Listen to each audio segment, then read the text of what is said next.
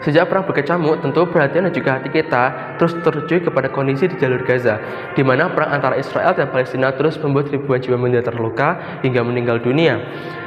Termasuk anak-anak yang juga tak luput menjadi korban. Bahkan update terbarunya untuk korban sendiri juga sudah menyentuh 10.000 korban jiwa.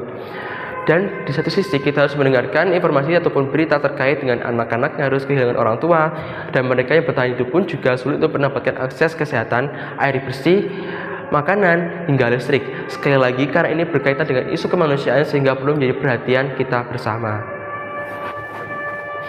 Melihat kondisi ini, berbagai dukungan kepada Palestina pun terus mengucur deras dari berbagai penjuru dunia. Geram akan tindakan Israel, para pendukung Palestina pun tegas melontarkan aksi boikot akan produk-produk Israel maupun produk yang dianggap terafiliasi atau mendukung Israel. Lalu, seperti apa detailnya? Kita akan simak dalam deretan produk dan perusahaan pro-Israel yang diboikot. Aksi boikot ini bagi Anda yang sering scrolling sosial media, banyak sekali di laman sosial media yang sering kita temukan. Memang, kalau kita sebut satu persatu, produk asal ataupun produk yang terafiliasi dengan Israel, hingga produk yang menyatakan dukungan secara langsung maupun tak langsung terhadap Israel. Hal ini tentu cukup sulit karena ada banyak sekali produk-produk di dunia. Namun gerakan produk ataupun juga boikot anti produk Israel yang tergabung dalam movement BDS atau boycott, dismissment, dan juga sanction telah menyebutkan sejumlah produk yang telah masuk ke dalam daftar boikot Israel. Di antara adalah ada Hewlett Packard, yaitu HP, perusahaan teknologi yang menyediakan dan juga mengoperasikan teknologi yang digunakan Israel untuk menjaga sistem apartheid dan juga kolonialisme oleh Israel. Berikutnya ada Siemens yang diklaim terlibat dalam usaha ilegal Israel untuk pembangunan Eurasia Interconnector di permukiman Palestina.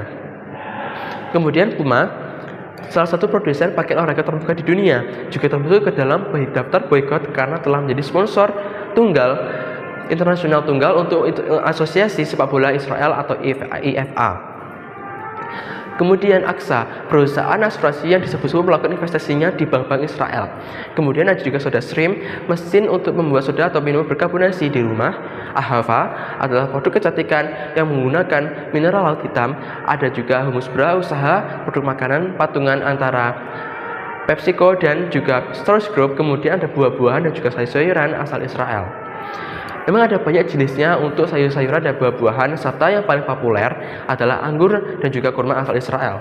Sekali lagi, daftar tersebut adalah produk-produk yang dikeluarkan oleh BDS Movement atau gerakan untuk anti produk-produk asal Israel. Kemudian lagi, untuk produk turunannya banyak sekali dan banyak juga nama-nama produk yang disebutkan terutama di sosial media. Ramainya aksi boikot ini juga tentu tidak lepas dengan nama-nama produk, makanan dan juga minuman asal negara-negara barat seperti Starbucks, McDonald's, Coca-Cola, Domino's Pizza, Pizza Hut, dan juga Burger King. Kemudian sebagai informasi, Indonesia sendiri tidak memiliki hubungan diplomatik dengan Israel. Tapi di satu sisi, secara ekonomi hubungan dagang sebetulnya tetap dijalin dalam bentuk business to business atau B2B. Jadi, berdasarkan data dari Badan Pusat Statistik Ekspor dan juga Impor antara Indonesia dan juga Israel ini masih terjalin. Disampaikan oleh PLT Kepala Badan Pusat Statistik atau BPS, Amalia Adininggar Widyasanti, mengatakan total impor Israel selama Januari hingga September 2023 tersebut 11,4 juta dolar Amerika Serikat. Tahun 2022 lalu, total impor mencapai 47,8 juta dolar Amerika Serikat. Tahun 2021, angkanya adalah 26,5 juta dolar Amerika Serikat. Dan tahun 2020, saat pandemi, angkanya juga cukup tinggi di 56,5 juta dolar Amerika Serikat. Lalu terkait aksi boikot yang diramai, apa tanggapan pemerintah terkait dengan hal ini? Kementerian Perindustrian ataupun juga Kemenperin sebetulnya mengambil sikap netral. Jadi mereka memahami, ya pemerintah memahami seperti apa sikap dan juga wacana ataupun juga aksi yang diambil oleh masyarakat terkait dengan dukungan kepada Palestina. Tapi di satu sisi Kemenperin menyebutkan momentum ini justru seharusnya dimanfaatkan untuk kita agar bisa lebih aware dan bisa meningkatkan penggunaan dan memberikan kesempatan untuk produk lokal agar tidak kalah bersaing dengan produk internasional.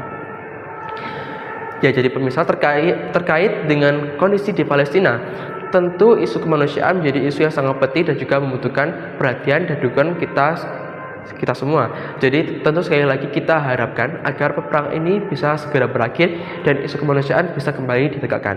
Sekian, terima kasih.